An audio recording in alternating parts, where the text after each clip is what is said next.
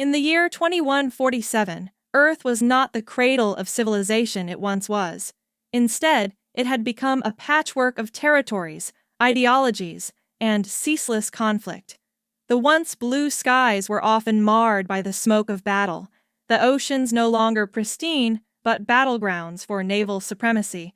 Humanity, in its folly, had turned against itself, dividing into factions based on nationality, creed, and resources. Jack Marston, once a decorated soldier of the now defunct United Earth Defense Force, had traded his rifle for a diplomat's pen. His office in New Geneva, one of the few neutral zones left on Earth, was littered with maps, treaties, and broken promises. His latest endeavor was to broker peace between the Eurasian Coalition and the Pan-African Alliance, but success seemed as elusive as peace itself. As dawn broke, casting a pale light through the debris-filled sky, Jack received an encrypted message. It wasn't from any known human entity. The message was simple. "We come in peace. We offer solutions to your strife." Intrigue sparked within Jack. He knew firsthand how desperation could lead to reckless alliances. Yet, the promise of peace was too tantalizing to ignore. His first hard decision came here, to trust or to distrust. Choosing caution over cynicism, he sent a response, arranging a clandestine meeting in the ruins of Old Paris, a place no longer claimed by any faction. That night, under the cover of darkness, Jack navigated through the skeletal remains of what was once known as the City of Light. He arrived at the agreed spot, an old theater where history had once played out on stage rather than in the streets. There, he met them, not the human diplomats he was used to, but beings of a different sort. Their appearance was a mix of the familiar and the bizarre. Humanoid, but with elongated limbs and skin that shimmered like oil on water. Their leader, identifying himself as Vorn, spoke with a voice that seemed to resonate within Jack's mind rather than through the air. "You are divided, Jack Marston. We have watched, and we can offer unity through our technology, peace through shared prosperity." Jack's heart pounded. Here was an alien race offering what humans could not achieve on their own. But his soldier's instincts screamed of a trap. "What do you gain from this?" he asked, his voice steady despite the whirlwind of thoughts. Vorn's reply was enigmatic. "Unity, stability. We thrive where there is order." The meeting concluded with an ominous promise from Vorn. They would soon make their presence known to all of humanity, and Jack was to be a bridge between worlds. As he left, the weight of his decision settled upon him. Could he trust these beings? Was their offer of peace genuine, or was it a ploy for control? Back in New Geneva, Jack pondered over maps and messages, his mind racing through scenarios. He had to decide whether to share this encounter with human leaders or keep it a secret to better understand the aliens' true intentions. Each path was fraught with risks, but inaction was not an option. With humanity's future at stake, Jack chose to delve deeper into this alien proposition, setting off a chain of events that would either save Earth or doom it forever. Thus began Jack Marston's journey from diplomat to the potential savior or destroyer of the human race, a journey where every decision could alter the course of history, and where the line between friend and foe was perilously thin. The sun had barely risen over New Geneva when Jack Marston's secure line buzzed with an urgency that sent a chill down his spine. It was not a call he expected, but one he had feared since his meeting with Vorn. The caller was Colonel Mikhail Petrov, a hardliner from the Euro-Siberian Union, whose voice was as cold as the Siberian winds. "Marston, you've been poking around where you shouldn't. What do you know about these visitors?" Petrov's tone was more than accusatory. It was a warning. Jack paused, weighing his words. Enough to know they're not here for our benefit, Colonel. They're offering peace, but at what cost? There was a silence on the line then.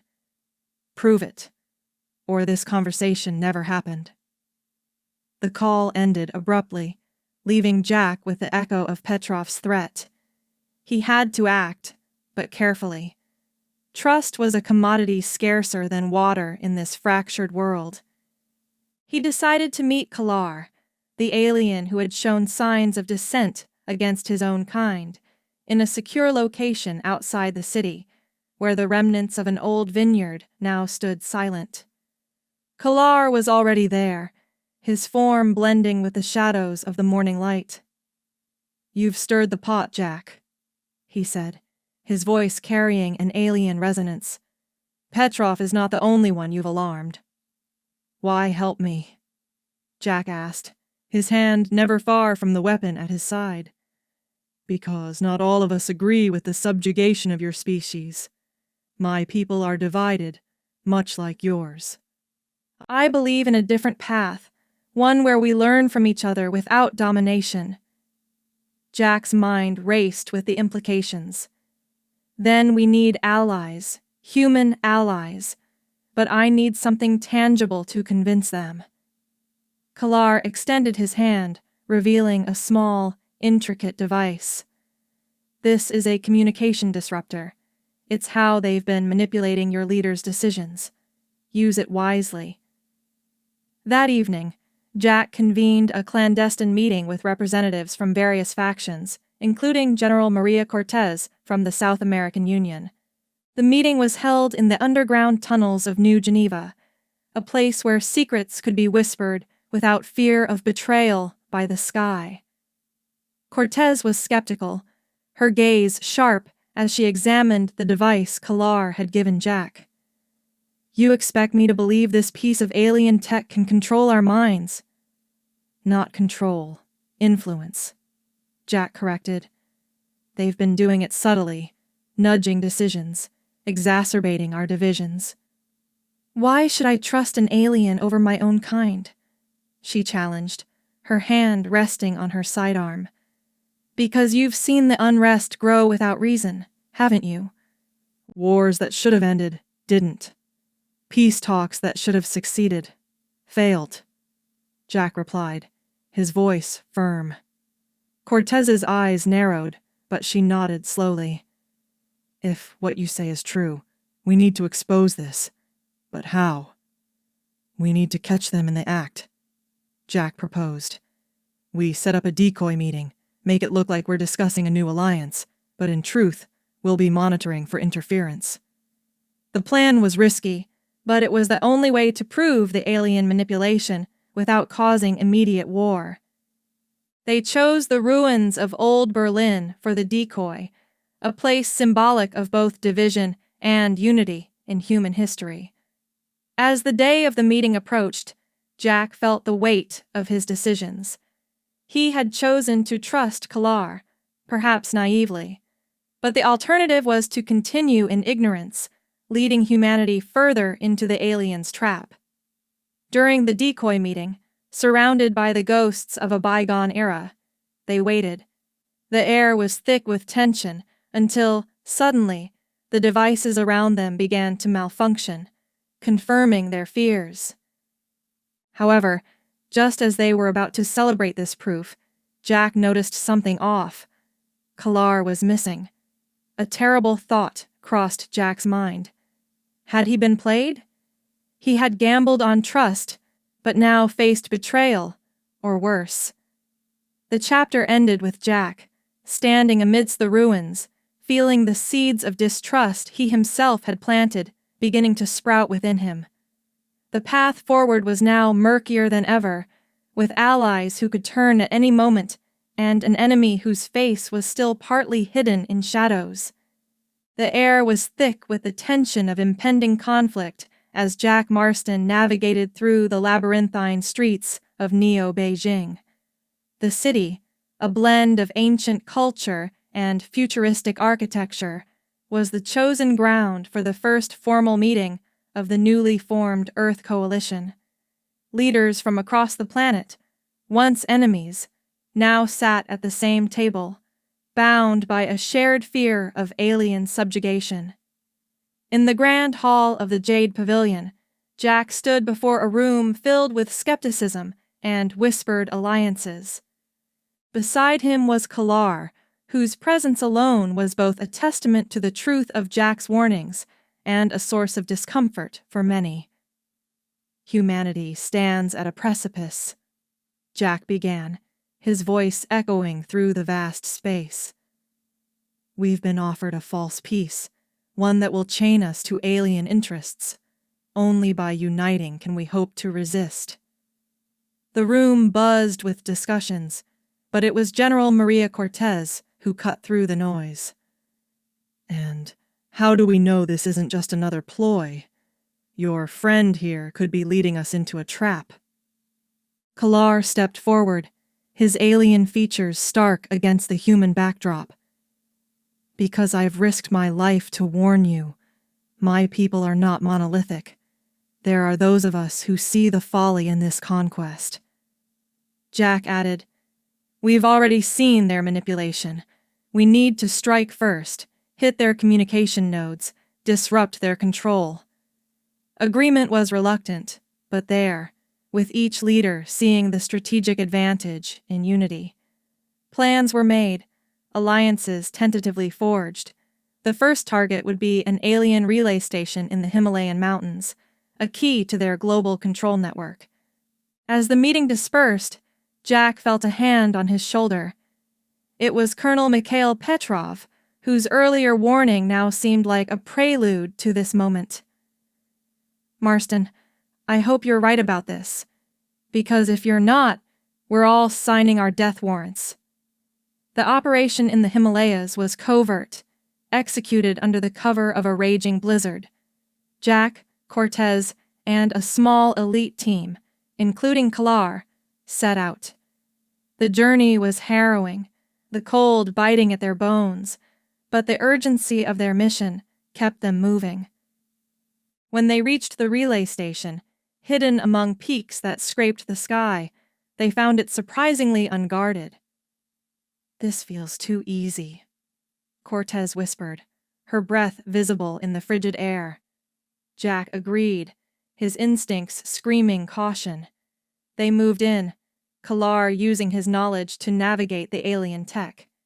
They planted explosives, set to disable the station without destroying it, hoping to gain information from the wreckage. But, as they prepared to leave, the trap was sprung. Alien drones, silent as the snow around them, descended from the clouds. "Ambush!" someone shouted, and chaos erupted. The team fought back, Kalar using alien tech to turn the drones against each other. Amidst the firefight, Jack noticed Petrov was missing. "Where's the colonel?" he asked, fear for betrayal creeping in. Cortez, her rifle steady, scanned the area. "I saw him near the control panel before all hell broke loose." Kalar hacked into the station's system, revealing a hidden message sent just moments before the attack. It was from Petrov to the aliens, a signal of their arrival, a betrayal that would have cost them everything if not for their preparedness. "We need to go now," Jack commanded, the explosives about to detonate. They escaped in the nick of time, the station collapsing behind them, obliterating Petrov's treachery along with it. Back at the base, the mood was somber. They had lost a potential ally to greed or fear, but they'd gained a strategic victory. Kalar looked at Jack. "This won't be the last betrayal, but we've shown we can fight back." Jack nodded, the weight of leadership heavier now. "We need to be smart, trust sparingly, and we need to move faster. They know we're onto them." The chapter ended with Jack looking over a map of Earth, plotting the next moves, his mind racing with the implications of Petrov's betrayal. Unity was fragile, but now more than ever, it was their only weapon against an enemy who had shown they could corrupt from within. The morning after the decoy meeting in Berlin, Jack Marston felt the weight of betrayal like a physical force. Kalar's disappearance was a bitter pill, casting doubt over everything. But he had no time to dwell. The proof of alien interference was undeniable, and now he needed to rally humanity before the aliens could react. Jack convened an emergency meeting with the leaders of the Earth Coalition, this time in the depths of an abandoned mining facility in Australia, far from prying eyes or alien tech. General Cortez was the first to speak, her voice echoing off the rough-hewn walls. "Marston, your alien friend vanished. How do we know this isn't part of their plan?" Jack looked around, meeting the skeptical gazes of his fellow humans. "Because," he said, his voice firm, "we've seen the truth. They've been manipulating us, and now we have proof. Kalar might have betrayed us, or he might have been taken. Either way, we can't afford to wait for answers. We act now." Commander Li Wei from the East Asian Alliance stood, his expression grim. "Then we need a strategy. We can't fight their technology head-on. We need to be smarter, use what we have." Jack nodded. "Guerrilla warfare, hit-and-run tactics. We start small, target their communication systems, disrupt their control. We need to show humanity that we can resist." The room buzzed with reluctant agreement, everyone aware of the monumental task ahead. Plans were laid out, roles assigned, and the first strike was to be on an alien communication array in the Sahara, suspected to be one of their control centers.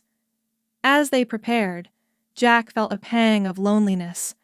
Without Kalar, he was navigating blind, not knowing if there were still allies among the aliens. He decided to keep that uncertainty to himself. Too much doubt would fracture this fragile unity. The night of the assault on the Sahara array was moonless, the desert silent except for the soft hum of alien tech. Jack led a small, elite team, including specialists in tech sabotage. They moved like shadows, their approach silent until the sudden, sharp crack of gunfire shattered the night. "Contact!" Someone shouted over the comms as they met resistance from alien guards, not human collaborators as expected. The fight was fierce, but brief. Jack's team had the advantage of surprise and human desperation. "Get to the array!" Jack commanded, leading the charge to the central structure. Inside, they found not just technology, but humans, technicians, under alien control, their eyes vacant, yet working feverishly. One tech, a young woman named Elena, seemed to snap back to reality when Jack touched her shoulder. They control us," she whispered, her voice trembling. "Please, stop them." Jack's heart sank at the realization of how deep the manipulation went. They quickly set explosives, the timer ticking down as they evacuated. As they ran, the explosion lit up the night sky, a beacon of human resistance. But it was also a declaration of war. Jack knew this would prompt retaliation, but it was a necessary step to awaken Earth. Back at the base, the mood was one of cautious optimism. They had struck a blow, but at what cost? Elena, now free, provided invaluable intel about more arrays and the extent of human collaboration. "We've started something," Jack said to the gathered leaders. "But we need to spread this rebellion. We need to show every human that we can fight back."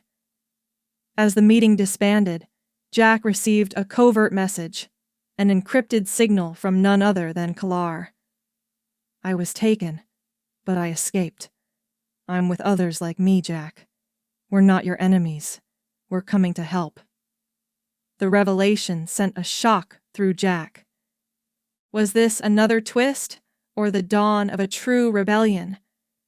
The chapter closed with Jack facing an open window, the desert night before him, pondering over the new ally or potential foe, the dawn of rebellion just beginning to light the horizon. The message from Kalar had been a double-edged sword for Jack Marston. Hope mingled with suspicion as he stood in the makeshift command center, now hidden deep in the Australian outback.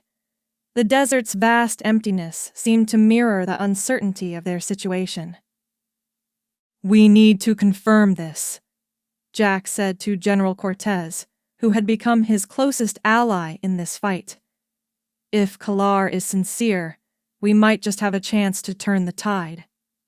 Cortez nodded, her gaze hard. "But if it's a trap, we could lose everything we've built here." Their plan was to meet Kalar in an abandoned mining town, a place where the landscape could either conceal an ambush or protect them from aerial surveillance. Jack, Cortez, and a small, trusted team set out under the cover of night, their vehicles silent on the sand. Upon arrival, the town was eerily quiet, the only sound being the wind whistling through broken windows. From the shadows emerged Kalar, not alone but with a group of his kind, all bearing signs of having fought or fled. "Jack," Kalar said, his voice weary, "I couldn't reach you sooner. We've formed a resistance among our people. We want to help you end this." "Why should we trust you now?" Cortez's hand was never far from her weapon. "Because we've seen what our leaders plan." Another alien stepped forward. Her name was Zira. "They intend to use Earth as a staging ground for further conquests. We will not be part of that." Jack studied them, looking for deceit but finding desperation. "What can you offer?" "Technology, intelligence, and a way to reach out to others of our kind who oppose this war," Kalar replied. "But we need your trust and your leadership." It was a gamble, but one they couldn't afford to ignore. Jack agreed to a tentative alliance, setting up a joint command post. The first order of business was to plan a strike on an alien supply depot near the Great Barrier Reef, a hub for their mining operations on Earth. The operation was complex, requiring human ingenuity combined with alien tech. They planned to use a mix of human stealth and alien cloaking devices to approach undetected. The team included both humans and aliens, a sight Jack never thought he'd witness. As they neared the depot, tension was palpable. "Remember," Jack whispered over the comms, "we're here to disable, not to destroy. We need to show we can work together." The attack was swift. Human operatives planted explosives while alien tech disrupted the depot's defenses. But just as victory seemed assured, an alarm blared, signaling reinforcements. "We've been compromised!" someone shouted. Kalar reacted instantly, using alien tech to shield the group from incoming fire. "We need to retreat now!" In the chaos, Jack saw Zira fall, hit by enemy fire. Her last words were a plea. "Keep fighting, for both our worlds." The retreat was covered by a dense fog, part natural, part alien technology. They made it back to the command center, the success bitter with the loss of Zira, who had symbolized the potential unity between their species. Back at base, the mood was somber, yet determined. Kalar, visibly shaken, spoke to the group. "They knew we were coming. There's a spy among us." Jack felt the weight of leadership like never before. Trust was now more fragile than ever. "We'll find them," he said. "But we keep moving forward. We've shown we can strike back. Now, we need to plan our next move." The chapter ended with Jack looking over a map, plotting not just battles, but the rekindling of unity among humans and the alien dissenters. The rebellion was dawning, but internal betrayal loomed as a new, terrifying threat. The revelation of a spy within their ranks had cast a shadow over the fledgling alliance between humans and alien defectors. Jack Marston knew they had to act fast. Trust was their most fragile asset. In the command center, the atmosphere was tense. Jack turned to the gathered leaders, his voice low but firm. "We need to flush out this traitor before they can do more damage. We set a trap." Cortez agreed, her eyes scanning the room. "We'll leak a plan about attacking the alien shipyard in orbit. See who runs to their masters." The plan was simple, but risky. They'd announce a fake mission to sabotage the shipyard, a key manufacturing center for the alien forces. The real operation would be to intercept any communications or movements that would reveal the spy. Days passed in tense preparation. Kalar worked with human engineers to enhance their tech, combining human stealth with alien cloaking capabilities. Meanwhile, Jack and Cortez kept a close watch on everyone. The night of the attack, Jack stood among his team, ready to leave for the decoy mission. "Remember, everyone, our real enemy is within. Stay sharp." As expected, the moment they left, encrypted signals began to emanate from the base. They traced it back to a tech specialist named Leo, someone Jack had trusted implicitly. The betrayal stung, but there was no time for sorrow. "Take Leo into custody, quietly," Jack ordered over a secure line. His heart was heavy, but his resolve was firm. With the spy neutralized, they shifted focus. The actual mission was to strike a lesser-known alien supply station on Mars, where they believed they could capture valuable resources and tech. It was a high-risk operation, but could provide them with the upper hand. The journey to Mars was fraught with tension. Their ship, a hybrid of human and alien design, moved silently through space, cloaked from alien sensors. Upon arrival, they found the station less guarded than anticipated, a testament to their successful deception. "We move in, quick and clean," Jack commanded as they disembarked. The station was a maze of corridors and storage bays, but they had the element of surprise. Inside, they encountered minimal resistance, mostly automated defenses which their tech could counter. They secured vital alien tech, including a device that could disrupt enemy communications on a planetary scale. But as they prepared to leave, an alarm sounded. "They know we're here!" someone shouted. The retreat turned into a running battle. Alien drones, summoned by the alert, pursued them. Jack, with Kalar at his side, led the defense, using the captured tech to create a shield of energy. "Get to the ship now!" Jack yelled, covering the retreat with a barrage from an alien weapon. As they boarded, the ship's engines roared to life, but not before an alien ship appeared in orbit, ready to intercept. "We need to jump now!" Kalar shouted, his hands a blur over the alien controls. The ship's engines strained, the fabric of space bending around them. Bullets and energy blasts rained down, but just as they seemed doomed, the ship's alien technology kicked in, folding space in a desperate escape maneuver. The jump was successful, but the ship was heavily damaged. They limped back to Earth, the gravity of their situation hitting them hard. They had the tech, but at what cost? Back at base, as they assessed their gains, Jack knew this was just a skirmish in a larger war. The action at Mars had proven they could hit back, but the real battle was still ahead, with enemies both alien and human.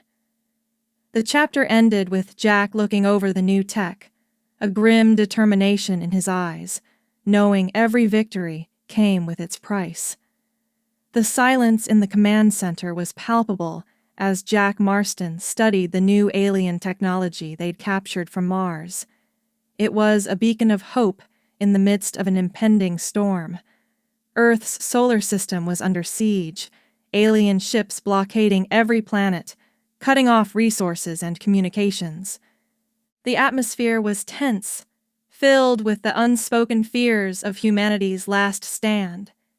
Jack knew the alien strategy was to starve them into submission. Their response had to be swift, decisive. With minimal words exchanged, plans were drawn. Their target was the alien command ship, a behemoth in orbit around Earth, controlling the blockade. They would use the captured disruptor to break through the communication barrier, sowing confusion among the alien fleet. The operation was set in motion under the cover of a lunar eclipse, their ships cloaked by alien tech, moving silently through the void. The human fleet, a melange of vessels from all factions, was united in this desperate gambit. As they approached, the tension was almost tangible. Jack, aboard the flagship, felt the weight of command. Their ships broke formation, scattering to avoid detection until the last possible moment. The moment the disruptor activated, chaos ensued. Alien ships turned against each other, unsure of friend or foe. Jack's fleet struck like a pack of wolves, targeting the command ship with everything they had. Explosions lit up the dark expanse of space as human fighters darted in and out, hitting critical points on the alien vessel. But victory was short-lived. From within their ranks, a ship turned its guns on them, revealing another traitor. It was General Cortez's second-in-command, who had long held doubts about this alliance with aliens. His betrayal was swift, his ship firing on human vessels, causing critical damage to their formation. In the ensuing chaos, Jack's ship was hit, systems failing. He ordered an evacuation to a nearby asteroid belt, where they could regroup. The loss was staggering, not just in ships, but in trust. Betrayal had come from within again, and it might cost them the war. Hidden among the asteroids, Jack watched the battle from afar. His heart was heavy, not just for the physical losses, but for the shattered unity. He knew they needed to pull off something extraordinary to change the tide. With the alien fleet regaining control, Jack made a daring decision. Using the remaining alien tech, they initiated a plan that would either end the battle or end them. They would use the asteroids, positioning them around the alien command ship, and then trigger a massive EMP from the disruptor, disabling the fleet. The maneuver was executed with precision. The asteroids, now guided by human hands, moved into position. As the EMP burst forth, a blinding light enveloped space, followed by the eerie silence of dead technology. The alien ships, now powerless, floated helplessly. But Jack's celebration was cut short. An alien ship, powered by an auxiliary system, fired a devastating shot towards Earth. Jack realized too late the cost of their victory. The planet was hit, not directly, but the shockwave would be catastrophic. He watched, helpless, as the wave approached Earth, knowing they might have saved themselves at the expense of their home. As the chapter closed, Jack, aboard a damaged ship, looked towards Earth, the gravity of his decisions weighing on him. The siege was lifted, but at what cost?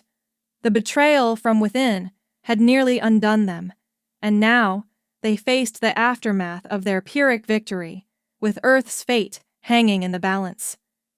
The aftermath of the EMP blast left the alien fleet adrift, but the cost was Earth itself. From the command ship, Jack Marston watched the shockwave ripple towards his home planet. His heart sank, but there was no time for despair. They had to act fast to mitigate the disaster. "Get me a line to Earth Command," Jack ordered, his voice steady despite the turmoil within. The communication was patchy, but they managed. "This is Marston," he said. "We've neutralized the alien fleet, but there's an incoming shockwave. Prepare for impact." On Earth, Emergency protocols were initiated, but Jack knew it wouldn't be enough. He turned to Kalar, who had survived the battle. "Can we use any of this alien tech to help down there?"